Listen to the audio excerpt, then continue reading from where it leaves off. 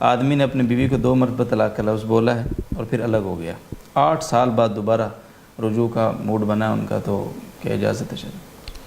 جی بس الگ ہو گیا کا مطلب یہ ہے کہ اس نے رجوع نہیں کیا 2 دفعہ طلاق کا لفظ بول کر، تو ظاہر ہے کہ 8 سال کی مدت میں اس کی بیوی کی عدت گزر چکی ہے، اور ایسی صورت میں یہ بیوی جو ہے اس سے نکاح ختم ہو چکا ہے اور ان کا آپس میں میاں بیوی والا تعلق بالکل ختم ہو گیا ہے۔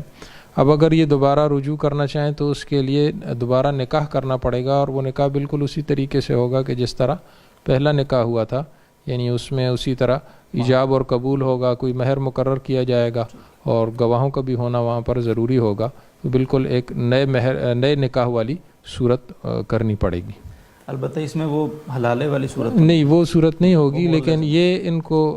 سمجھنا چاہیے کہ آئندہ ان کے پاس صرف 1 طلاق کا حق ہوگا، اور اگر انہوں نے 1 طلاق بھی آئندہ دے دی تو پھر جو ہے دوبارہ ان کے ساتھ نکاح بھی نہیں ہو سکے گا۔ نئے نکاح کے بعد بھی 1 طلاق اختیار؟ جی اب یہ مطلب ان کو اول تو پہلے ان کو نکاح کرنا پڑے گا،